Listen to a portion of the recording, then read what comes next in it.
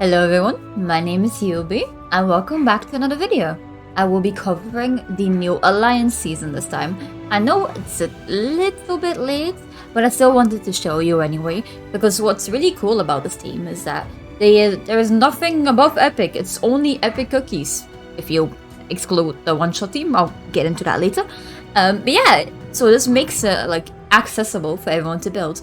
Unfortunately, this team is a little bit heavy, because it is built for speed running and getting the fastest score you can. Hence why my current rank is quite decent, because I really try to push up as high as I can to get Masters 1. So I will show you how to do that. First of all, to explain a bit, this season has a team crit damage buff, which is really good, which allows our cookies to do more damage if they crit. And how do we capitalize on that? We run a lot of crit intensive things, which I will show you in a bit. So, Team 1, you will be using this team for wave 1 to 59, or till 60 if you're insane, but I recommend 59. So, the team is as follows: Donut, Mango, and I know you're gonna ask it, oh, I don't have Mango, oh, I don't have Mango Candy level 10, which you do need for this. That's okay. You can use Moonlight instead of Mango, and she will be using the same toppings as him, so just keep that in mind. Then Squid Ink, which will also be needing that candy, Tart, and Cream Puff, which also needs her candy. I know it's very candy heavy, unfortunately, but that's just how Alliance is. Now, the treasures will be Clock, Ropes, and Scroll. The Ropes bonus, which boosts 2 cookies and boosts up their attack speed, will always be going on Tart, and then the second bonus will be going either Mango or Squid Ink. Which one does not matter that much, but I personally prefer to have it on Mango over Squid, because that applies more weakness faster.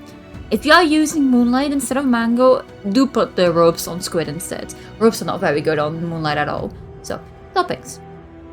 This is what I was talking about before. How do we capitalize on the Squid damage buff?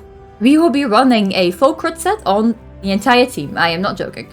So, Donut will be using 5 crits, which is apple jellies, and for them I do recommend at least 3% cooldown, because that makes them have a shorter cooldown at the start of their skill, which actually adds up over time.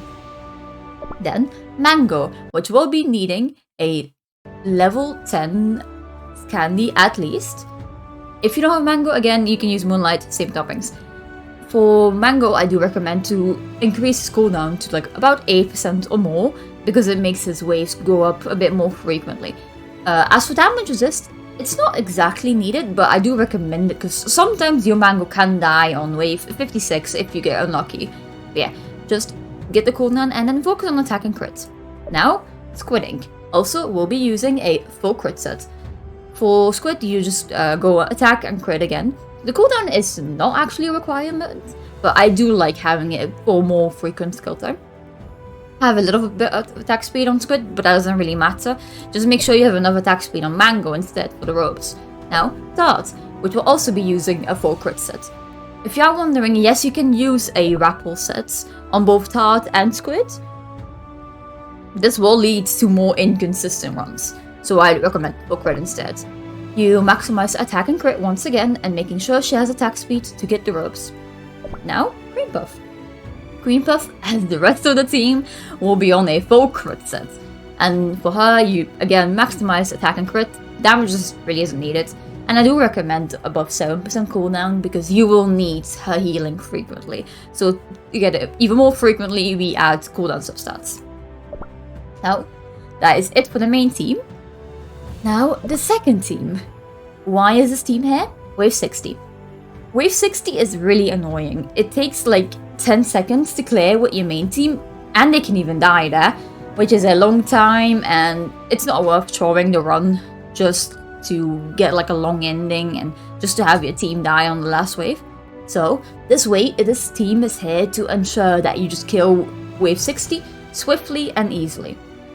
So the team is as follows: Milky Way, Caviar, Moonlight, and I know if you are using Moonlight in your first team, then you will just be replacing Moonlight here with a Rye.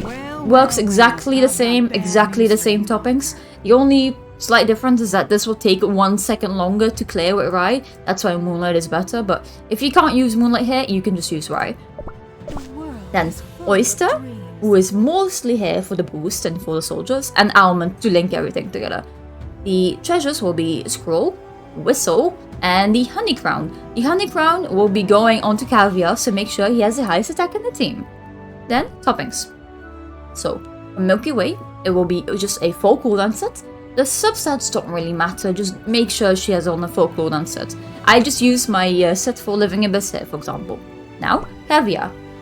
For Caviar, we'll be using a set that's very similar to an Arena Caviar, which is a lot of attack and a lot of crit, because you want him to be doing a ton of damage, and this is the optimal way to ensure that. Then, Moonlight. My Moonlight is running a 3 attack and a 2 crit mix. This way, she will do the most damage without having more attack than your Caviar. You can even do a 4 attack and 1 crit if she doesn't overtake your Caviar attack, but I'm just using this for convenience. Just maximize her crit and attack and you'll be good to go. Now, Oyster. I am using a full cooldown set, and this team doesn't have a clock in it, so she can't get 4 soldiers or anything in this, but I still maximize her cooldown because the way her skill works is she gets more attack the more cooldown she has. And that little bit of attack can really come in clutch sometimes to get a faster clear. And then Almond. I am using a full QE set on him, but you don't need to do that. For Almond, you can quite literally run anything. You will just work on literally anything. Just damage resist, attack, crits, or even QEs. The only thing I don't recommend putting him on is attack speed, as that can mess up his cast. But just run him on like full attack, you'll be fine. And the way you will use this team is when you get this team and you arrive at like wave 60, you will just exit out and then go back into the battle. You will go back into wave 60, and when you go into the fight, you just immediately switch to the other team. And that will show the optimal setup that you can do to kill it quickly. And I will be showing how to do it in the run itself too. But yeah, that's it. So I'll go right into the run and show you how it's done.